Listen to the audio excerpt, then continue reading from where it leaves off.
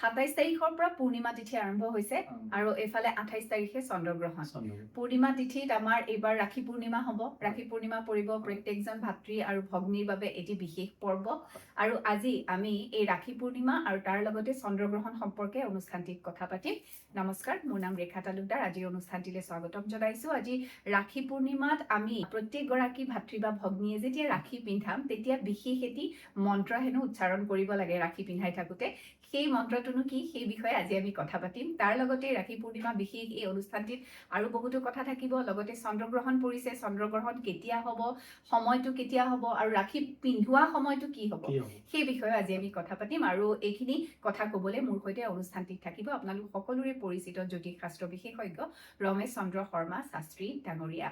আৰু আজি এই বিষয়ে কথা পাতিম। গতিকে আপোনাৰ ভাতৃ বা ভগ্নী যদি আছে তেখেতৰ নাম উল্লেখ কৰি আমাৰ কমেণ্ট বক্সত গৈ কমেণ্ট কৰিবলৈ নাপাহৰিব, নহয় জানো? কাৰণ এই এপিছডটো হৈছে প্ৰত্যেকগৰাকী ভাতৃ আৰু ভগ্নীৰ বাবে। গতিকে আপোনাৰ ভাতৃ আৰু ভগ্নীক সোঁৱৰিবলৈ নাপাহৰিব। আহক অনুষ্ঠানটিত কথা পাতো। আৰু দেও স্বাগতম। হয়, নমস্কাৰ। হয়, আজি বিশেষ এটা ভিডিঅ' লৈ আহিছো। আমি ৰাখী পূৰ্ণিমা বিশেষ এইবাৰ মুঠতে গোটেইটো সময়টোক লৈ পেলাই খুব খেলি মেলি হৈছে। আৰু ৰাখী কেতিয়া পিন্ধাম সেই সময়টো লৈ পেলাইও খুবেই এটা খেলি মেলি হৈছে। কাৰণ 27 তাৰিখে পূৰ্ণিমা পৰিছে, 28 তাৰিখে গ্ৰহণ পৰিছে আৰু তাৰ লগতে এতিয়া আমাৰ এটা অভিজিত সময় থাকে নহয়, অতি উত্তম সময় এটা থাকে। সেই সময়টোৰ বিষয়ে আজি আমি জানিম। গতিকে পলম নকৰো, আপোনাৰ পৰা আৰম্ভ কৰো। এইটো হৈছে আমাৰ বিশ্ব ভাতৃত্ববোধ।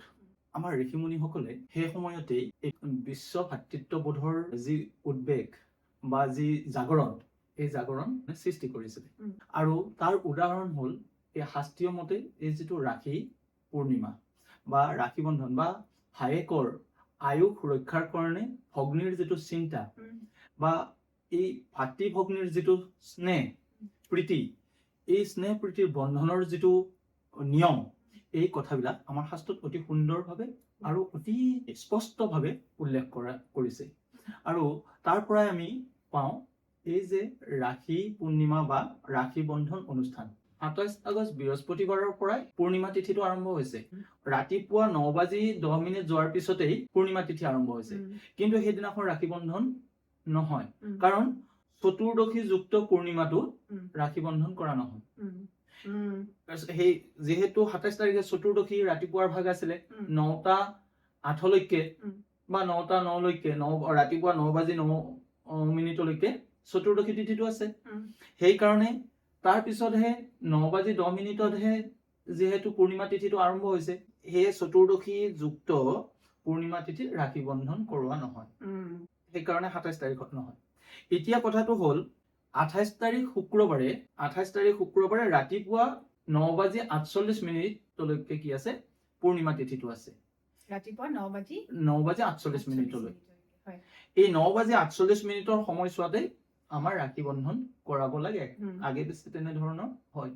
কিন্তু এইবেলি যিহেতু 28 তাৰিখত চন্দ্ৰগ্ৰহণ পৰিছে, চন্দ্ৰগ্ৰহণটো পৰিছে আমাৰ ভাৰতীয় সময়মতে ৰাতিপুৱাৰ পৰা।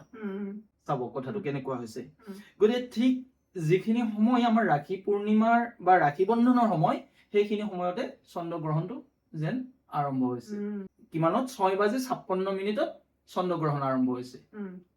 এতিয়া 6:56 চন্দ্ৰগ্ৰহণ আৰম্ভ হৈ প্ৰায় 12:15 এই চন্দ্ৰগ্ৰহণটো আছে। এটা সৌভাগ্যৰ কথা যে আমাৰ ভাৰতবৰ্ষত সি দৃশ্যমিত নহয়। কিন্তু তথাপি এই যে মহাজাগতিক এটা ক্ৰিয়া এটা হ'ব, এই ক্ৰিয়াটোই আমাৰ মহাসাগৰীয় অঞ্চলত তাৰ প্ৰভাৱ আমাৰ লক্ষিত হ'ব, দৃশ্যমান হ'ব। ভাৰত মহাসাগৰত, আটলান্টিক মহাসাগৰত, প্ৰশান্ত মহাসাগৰত তাৰ প্ৰভাৱটো আমি দৃশ্যমিত হ'ব। ঠিক সেইদৰে অন্যান্যখিনিতো মহাজাগতিক কথাটোত তাৰ প্ৰভাৱ এটা পৰিব। কিন্তু যিহেতু ভাৰতীয় সময় মতে আমাৰ ৰাতিপুৱা সূৰ্য উদয়ৰ পিছত চন্দ্ৰৰ ম্লান হৈ আকাশত লুপ্ত হৈ যায়। গতিকে আমি সেই গ্ৰহণ দৃশ্যটো স্বচক্ষুৱে দেখা নাপাম, কিন্তু তাৰ প্ৰভাৱ নিশ্চয় আমাৰ থাকিব। এতিয়া গ্ৰহ অনুপাতেও তাৰ প্ৰভাৱবিলাক পৰিব। গতিকে সেই গ্ৰহ অনুপাতে কোনটো ৰাশিত কি প্ৰভাৱ পৰিব আমি সেই বিষয়ত আমি আলোচনা কৰিম। এতিয়া ডাঙৰ প্ৰশ্ন হৈছে এই যে ৰাখী বন্ধন, এইবাৰৰ ৰাখী বন্ধনটো যথেষ্ট তাৎপৰ্যপূৰ্ণ এই কাৰণেই যে বৰ্তমান সময়ত শনিৰ যি বিচৰণ, ৰাহুৰ যি সঞ্চাৰ, কেতুৰ সঞ্চাৰ, গুৰু সঞ্চাৰ, তাৰ উপৰি এই 25-26 বৰ্ষ দুটাৰ যি বিভীষিকা, এই বিভীষিকাৰ পৰা নিজৰ ভাতৃক, ধৰ্ম ভাতৃক বা বিশ্বৰ ভাতৃত্ববোধৰ জৰিয়তে এই ভাতৃসকল ৰক্ষা, আৰু তেতিয়াহে ভগ্নীসকলে এই মৰম স্নেহ আদৰ প্ৰীতি পাই থাকিব। গতিকে এইবাৰৰ ৰাখি বন্ধনটো সেইকাৰণে বিশেষ তাৎপৰ্যপূৰ্ণ, কাৰণ তেওঁলোকৰ ৰক্ষাৰ কাৰণে ভগ্নীসকলে চিন্তা কৰিব লগা হৈছে। এতিয়া তেওঁৰ প্ৰশ্নটো হ'ল যে আপুনি ক'লে যে পূৰ্ণিমাও পৰিলে, চন্দ্ৰগ্ৰহণো পৰিলে, সেই সময়তে এতিয়া আমি উত্তম সময়টো কোনটো হ'ব, আমি কোনটো সময়ত ৰাখি পিন্ধাম? এতিয়া যদি উত্তম সময় বুলি কয়, আপোনালোকৰ অভিজিত সময় হিচাপে ভগ্নীয়ে ভাতৃক ৰাখি বন্ধন বা ৰাখি পিন্ধোৱাৰ সময়টো হৈছে প্ৰাতঃ সময়ত। কিমানখিনিত? ধৰক আপুনি 5:30 পৰা 6:50 আপোনাৰ এই সময়খিনি হ'ল অভিজিত সময়। 5:30 পৰা 6:50 মনত ৰাখিব। হয়। এতিয়া তাৰ এটা বিশেষ মন্ত্ৰ থাকে, আয়ুস দীৰ্ঘ কৰি ৰাখিবৰ কাৰণে এই মন্ত্ৰটো দিয়া আছে। মন্ত্ৰটো এনেধৰণৰ, জেনবদ্ধ বলিৰাজা। বলিৰাজা মানে যেনেকৈ বলিৰাজা বদ্ধ হৈছিল, বান খাইছিল, দানৱেন্দ্ৰ মহাবলম, তেওঁ মানে দানৱ কুলৰ অত্যন্ত বলশালী ৰজা বা ক্ষমতাশালী ৰজা। গতিকে দানৱেন্দ্ৰ মহাবলম তেনত্বা, ঠিক সেইদৰে প্ৰতিবন্ধামি, সেই শক্তিৰ সদৃশেৰে মই বন্ধন কৰিছো। ৰক্ষা, এই ৰক্ষা মই বন্ধন কৰিছো। গতিকে মা চল, এই যে আয়ুস ক'তো যাব নোৱাৰে, ৰক্ষা হওক। মা চল মানে, চল মানে যোৱা, মা চল মানে ৰৈ যোৱা। গতিকে ই যাতে ক্ষয়প্ৰাপ্ত নহয়। গতিকে দানৱেন্দ্ৰ, জেনবদ্ধ বলিৰাজা দানৱেন্দ্ৰ মহাবল, তেনত্বা প্ৰতিবন্ধামি ৰক্ষে, মা চল। এই মন্ত্ৰৰে যদি প্ৰতিগৰাকী ভগ্নীয়ে প্ৰতিগৰাকী তেওঁলোকৰ ভাতৃক ৰক্ষা বন্ধন কৰে, তেনেহলে তেওঁলোকক জমেও কাঢ়ি লৈ যাব নোৱাৰে বোলা কথাষাৰৰ সত্যতা আছে। এতিয়া আমি যদি কওঁ, এই চন্দ্ৰগ্ৰহণ আৰু সেইদিনাখনৰ পূৰ্ণিমা, এই চন্দ্ৰগ্ৰহণৰ আৰু সেইদিনাখনৰ পূৰ্ণিমাৰ ফলত আমাৰ ৰাশিসমূহৰ ওপৰত কেনে প্ৰভাৱ পৰিব, 12 ৰাশিৰ ওপৰত কেনেধৰণৰ প্ৰভাৱ পৰিব, সেই বিষয়ত যদি আমি আলোকপাত কৰো, তেনেহলে দেখা পাম যে যেতিয়া চন্দ্ৰই যি ৰাশিত অৱতৰণ কৰে, বিশেষকৈ এতিয়া চন্দ্ৰ সেইদিনাখন কুম্ভ ৰাশিত প্ৰৱেশ কৰিব। এতিয়া চন্দ্ৰই যেতিয়া কুম্ভ ৰাশিত প্ৰৱেশ কৰিব, কুম্ভ ৰাশিত ৰাহু আছে, ধনিষ্ঠা নক্ষত্ৰত একেলগে গৈ চন্দ্ৰই প্ৰৱেশ কৰিব। গতিকে ধনিষ্ঠা নক্ষত্ৰত ইতিমধ্যে ৰাহু আহি সঞ্চাৰিত হৈ আহি প্ৰৱেশ কৰিছে। গতিকে তাত গৈ যেতিয়া চন্দ্ৰই নিজেই গৈ পৰিভ্ৰমণৰ এই পৰিক্ৰমাত ধনিষ্ঠা নক্ষত্ৰত প্ৰৱেশ কৰিব, তেতিয়াই ৰাহুৰ ছায়াটো বা ৰাহুই চন্দ্ৰক গ্ৰাস কৰিব, অৰ্থাৎ তাৰ ছায়াটোই গোটেই চন্দ্ৰটোক ঢাকি ধৰিব।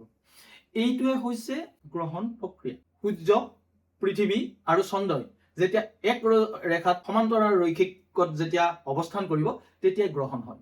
এইটো বৈজ্ঞানিক দৃষ্টিভংগী বা বৈজ্ঞানিক কথা।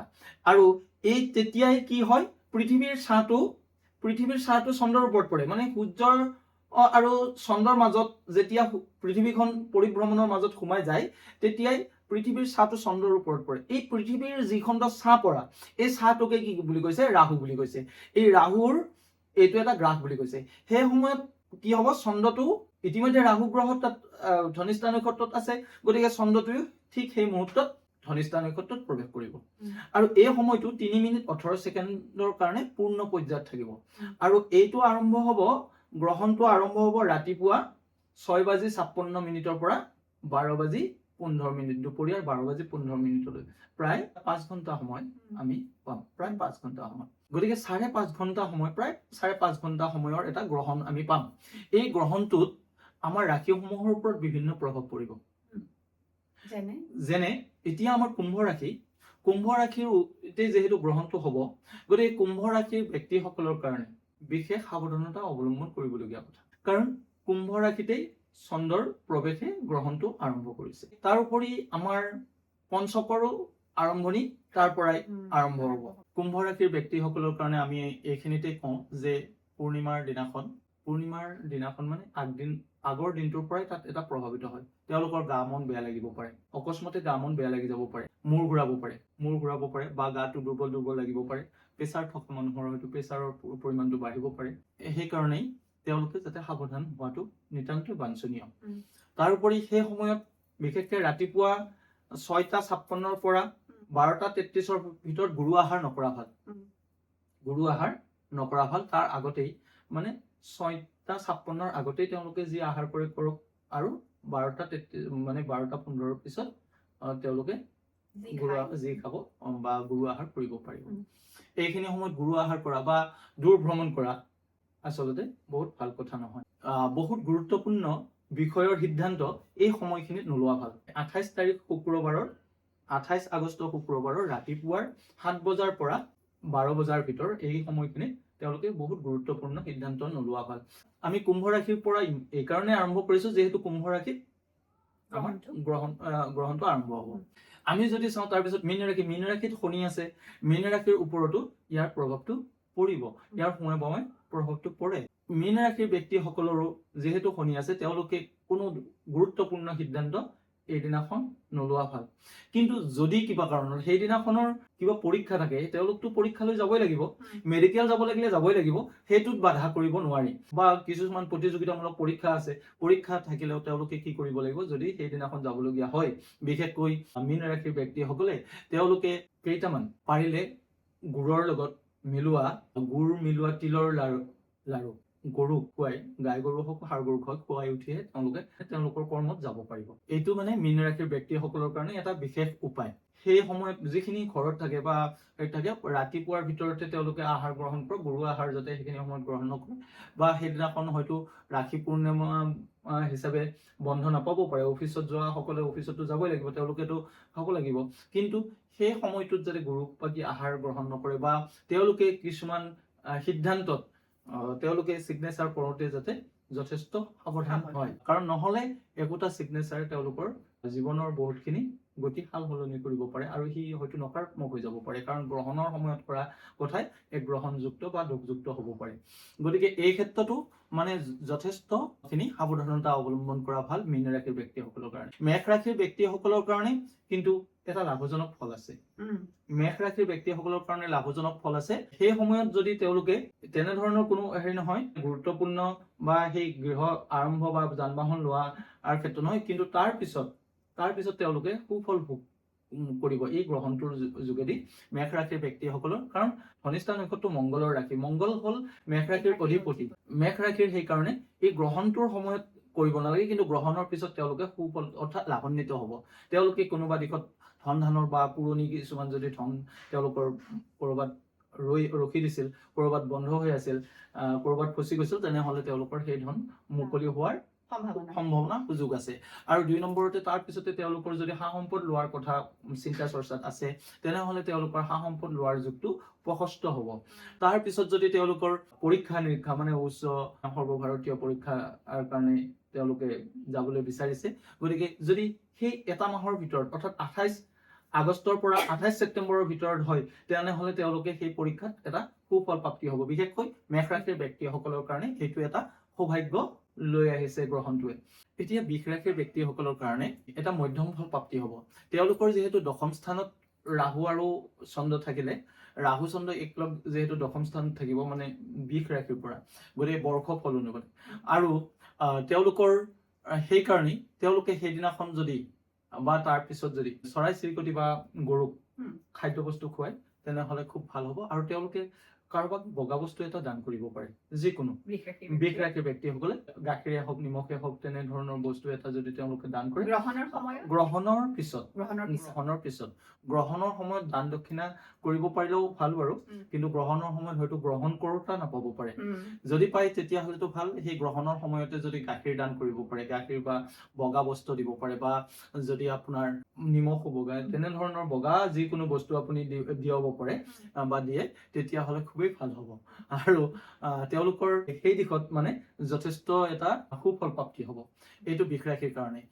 বাকী পঢ়া শুনাৰ ক্ষেত্ৰতো বা যিসকল ছাত্ৰ ছাত্ৰী পঢ়া শুনাৰ ক্ষেত্ৰত মানে আগুৱাই হ'বৰ কাৰণে মনস্থ কৰি আছে, তেওঁলোকৰো এটা ভাল ফল প্ৰাপ্তি হ'ব।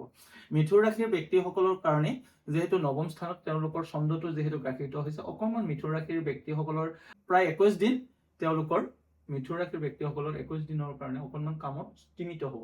তাৰপিছত মিথুন ৰাশিৰ ব্যক্তিসকলৰ কাৰণে ভাল হ'ব।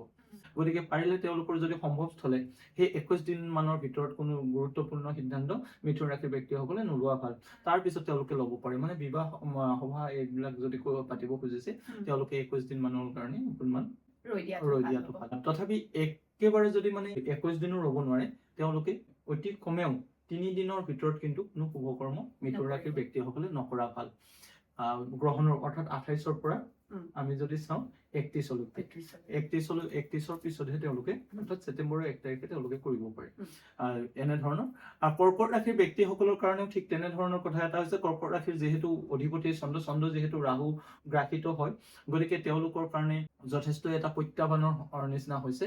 আৰু অৱশ্যে বৃহস্পতি থাকিব কৰ্কট ৰাশিত, সেই হিচাপত বৃহস্পতিয়ে যথেষ্ট সহায় কৰিব, কিন্তু তথাপি যিহেতু অধিপতিয়ে গ্ৰাসিত হৈছে গতিকে কৰ্কট ৰাশিৰ ব্যক্তিসকলৰ দেহ মন অকণমান বেয়া লাগিব পাৰে, এইকেইটা দিনত অলপ অসুস্থ হ'ব পাৰে।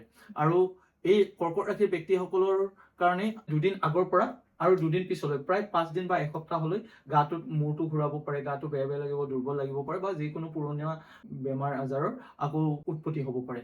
গতিকে কৰ্কট ৰাশিৰ ব্যক্তিসকলে সেই ক্ষেত্ৰত যথেষ্ট সাৱধানতা অৱলম্বন কৰক, যাতে যদি প্ৰেছাৰ ষ্ট্ৰক থকা বা প্ৰেছাৰ থকা ব্যক্তিসকলে দূৰলৈ নোযোৱা বা খুব উদ্বিগ্ন নোহোৱা বা দীঘলীয়া যাত্ৰা নকৰা বা খুব অতি টেনচন আহিব পৰা কাম নকৰাটো ভাল। আৰু যিসকল ছাত্ৰ ছাত্ৰীৰ যদি প্ৰতিযোগিতামূলক কিছুমান পৰীক্ষা নিৰীক্ষা থাকে তেনেহ'লে সেই 5 দিনৰ ভিতৰত নকৰা ভাল। অৰ্থাৎ আমি যদি কওঁ 26ৰ পৰা 31 তাৰিখলৈকে তেওঁলোকে নকৰাটো ভাল হয়। তাৰপিছত তেওঁলোকে কৰিব পাৰিব। গতিকে 26 তাৰিখ 26, 27, 28, 29, 30, 31ৰ দিনাও কৰিব পাৰে, কিন্তু 31ৰ পিছত কৰিলে তেওঁলোকে বেছি ভাল হ'ব। মানে 5 দিনলৈকে তেওঁলোকে যথেষ্ট সাৱধানে থাকক। তেওঁলোকৰো এনে 22 দিন মানলৈকে কিন্তু বা এমাহলৈকে 28 ভাল, মানে 28ত যিহেতু হ'ব 28 ছেপ্টেম্বৰৰ পিছতহে তেওঁলোকৰ ক্ৰমান্বয়ে ভাললৈ আহিব। আৰু সিংহ ৰাশিৰ ক্ষেত্ৰতো ঠিক তেনেকে হৈছে। সেই সিংহ ৰাশিত যিহেতু কেতুটো আছে, অন্য হাতে কুম্ভ ৰাশি যিহেতু সপ্তম ৰাশি, সূৰ্য ইফালে গ্ৰহণ হৈ আছে, ইফালে চন্দ্ৰ গ্ৰহণ হৈ আছে, অৰ্থাৎ সূৰ্যও ইফালে কি হ'ব কেতুৰ লগত থাকিব আৰু সেইফালে চন্দ্ৰও ৰাহুৰ লগত থাকিব। গতিকে সিংহ ৰাশিৰ ব্যক্তিসকলৰ কাৰণে ডাঙৰ সিদ্ধান্ত বা ডাঙৰ ডিচিশ্যন এটা লোৱাৰ ক্ষেত্ৰত যথেষ্ট মানে ভুল হ'ব পাৰে।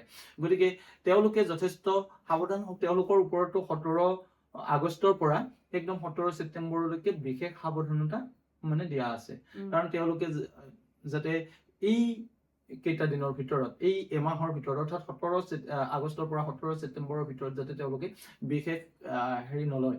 আৰু যিহেতু 28লৈকে থাকিব, গতিকে 28ত আকৌ এটা তেওঁলোকৰ দ্বিতীয় ঝটকা বুলি কৈছে, মানে দ্বিতীয় এটা তেওঁলোকৰ প্ৰতিক্ৰিয়া এটা পৰিব মানে চন্দ্ৰগ্ৰহণৰ। গতিকে সিংহ ৰাশিৰ কাৰণে বৰ লাভজনক দেখা নাই।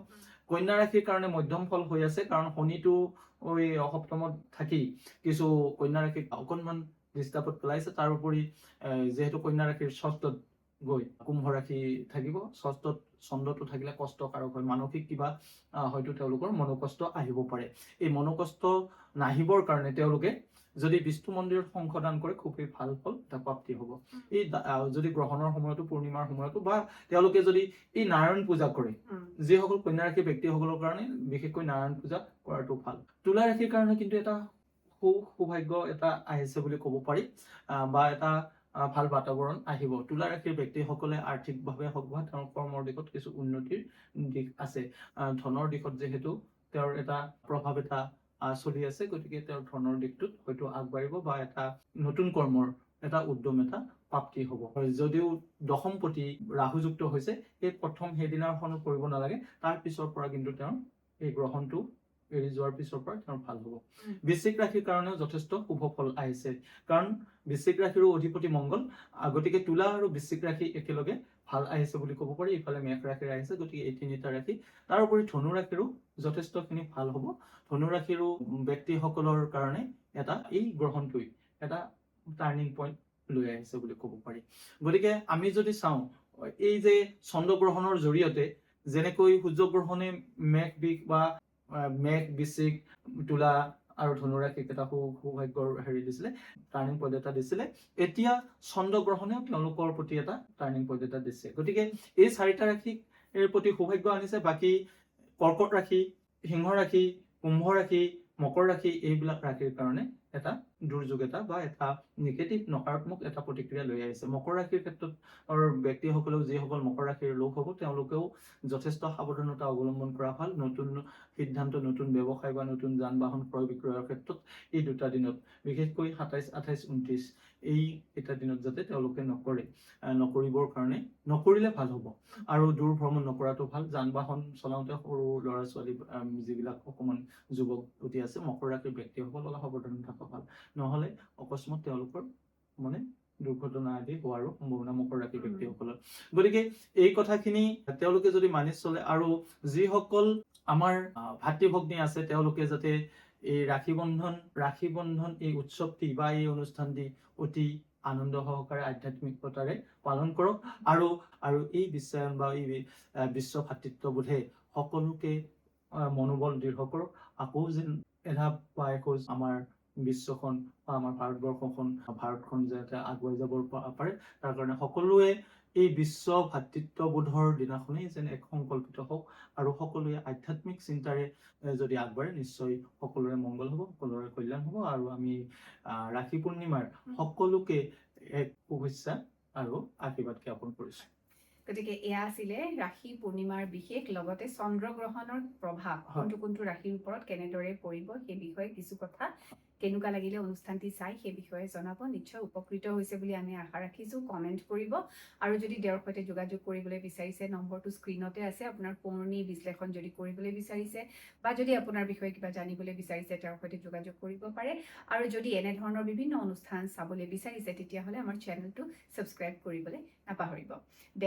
আমি সামৰো তেতিয়াহ'লে। গোটেইখিনি আমি পাতিবলৈ যত্ন কৰিলো, নিশ্চয় সকলোৱে উপকৃত হৈছে বুলি আমি আশা ৰাখিছো। আৰু ইয়াৰ লগে লগে আমি দুয়োগৰাকী আজিৰ অনুষ্ঠানটিৰ পৰা বিদায় লৈছো। সকলোৱে ভালে কুশলে থাকিব। সকলোৰে মংগলময় হওক।